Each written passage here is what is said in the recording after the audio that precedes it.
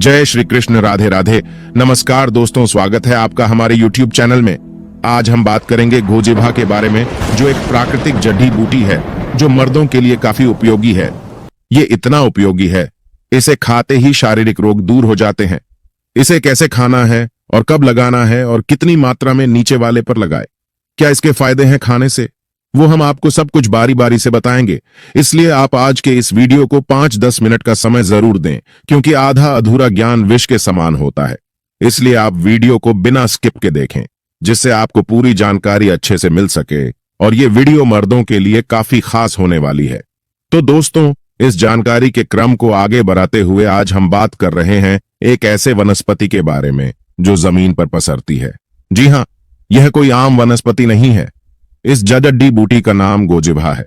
संस्कृति के आयुर्वेद के ग्रंथों में खंडपल्ली के नाम से इसका जिक्र मिलता है। साथ ही इसके कई अन्य नाम भी है, जैसे कि हिंदी में इसे गोभी कहते हैं, तो मराठी में इसे जंगली गोभी कहते हैं। साथ ही गुजरात में इसे गर्जी भी कहते हैं, तो राजस्थान में इसे कापसी कहते हैं। तो अगर आपने इसे पहचान लिया और आप इसका कोई अन्य नाम जानते हैं तो हमें कमेंट्स में जरूर बताइएगा। तो दोस्तों, वीडियो शुरू करने से पहले वीडियो को लाइक और चैनल को सब्सक्राइब जरूर करें। और अगर आपके जीवन में कोई भी परेशानी है तो आप हमें कमेंट करके बताएं, हम आपकी सहायता अवश्य करेंगे। दोस्तों, वनस्पति आपके घर के आसपास, तालाब किनारे, या फिर अगर आप किसान हैं तो यह आपको आपके खेतों के आसपास कहीं ना कहीं जरूर मिल जाता होगा। कई बार यह वनस्पति घर के आंगन में भी उग जाती है। इसकी पत्तियों का आकार गाय के जीभ के समान होता है, इसलिए इसे गोजीबाग कहते हैं। यह वनस्पति वर्षा ऋतु के समय हर जगह संपूर्ण भारतवर्ष में पाई जाती है। इसकी पत्तियों के बीच में एक तना निकलती है और उसके ऊपर पीले रंग के फूल लगे होते हैं, जो कि अभी इस वनस्पति के ऊपर लगे हुए नहीं है। जब यह अपना आकार लेता है तो इस पर कुछ इस प्रकार से फूल निकलते हैं। दोस्तों, साथ ही साथ इसके पत्ते को उसकी शाखा से तोड़ने पर इसमें से पीले रंग का दूध निकलता है। इस जड़ी बूटी की प्रकृति ठंडी होती है और यह स्वाद में कड़वा, कसैला और तीखा होता है। नेपाल में इसकी सब्जी बनाकर खाई जाती है। इसकी सब्जी लगातार कुछ दिनों तक खाने से खून की शुद्धि हो जाती है। भयंकर से भयंकर खून की कमी को यह पल भर में ही दूर कर देता है और चेहरे पर चमक और रौनक आ जाती है। चेहरा चमकदार खिल उठता है। दोस्तों, यह हमारे रक्त को साफ करता है। खून में यह गंदगी को फिल्टर करता है।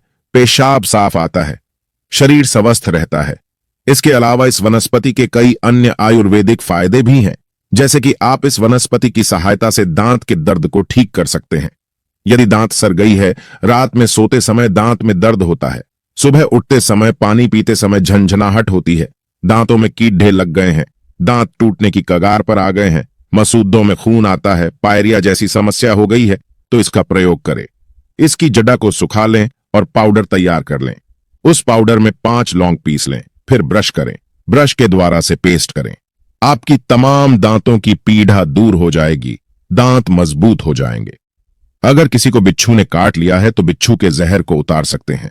इसके पत्तों का और जौ का रस एक चुटकी काले नमक के साथ उस हिस्से पर लगाएं जिस पर बिच्छू ने डंक मारा है, तो इससे धीरे धीरे ठीक हो जाता है। अगर इसकी जड़ को शरीर पर किसी भी भाग पर बांधा जाए तो बिच्छू नहीं काटता। इसकी सुगंध से बिच्छू भाग जाता है।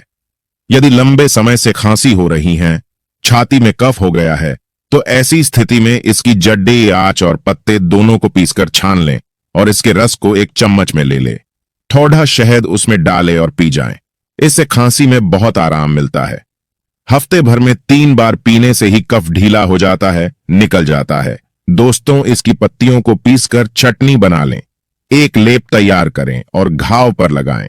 धीरे धीरे घाव सूख जाता है। यदि बुखार में इसकी जड़ का काढ़ा बनाकर पिया जाए तो बुखार जड़ से समाप्त हो जाता है और फिर काफी लंबे समय तक बुखार जल्दी नहीं आता। बवासीर के मरीजों के लिए यह जड़ी बूटी किसी अमृत से कम नहीं है। इसकी चटनी बनाकर देसी घी डालकर धीमी आंच पर भूनकर खाने से दोनों प्रकार की बवासीर नष्ट हो जाती है, ठीक हो जाती है। इसके साथ साथ कहीं पर घाव हो गया है, घाव जल्दी ठीक नहीं होता है, बार बार उसमें से बदबू आती रहती है, तो घाव को भी ठीक कर सकते हैं। लेकिन इसका प्रयोग किसी जानकार वैद्य की निगरानी में ही करना चाहिए। तो दोस्तों, ये थी हमारी आज की संपूर्ण जानकारी। हर पेड़ पौधों में अपनी कुछ ना कुछ अलग विशेषता जरूर होती है। हर पौधे धार्मिक दृष्टि से देख लीजिए, चाहे आध्यात्मिक दृष्टि से देख लीजिए, चाहे आयुर्वेदिक की दृष्टि से देख लीजिए, कुछ ना कुछ बीमारी को ठीक करने में ये काम जरूर आते हैं और इसमें कुछ ना कुछ चमत्कारिक शक्तियां जरूर छुपी होती हैं। भगवान श्री हरि का विशेष तौर से सम्मान करना चाहिए, क्योंकि समस्त पेड़ों में जो शक्तियां पाई जाती हैं, जो दवाएं पाई जाती हैं, बीमारी को दूर करने के लिए वो भगवान विष्णु के कारण ही हो पाता है। और देवी देवताओं ने भी अलग अलग प्रकार के पेड़ पौधों पर अपना निवास बनाया है, अलग अलग प्रकार के पेड़ पौधों में उसमें अपना वास करते हैं।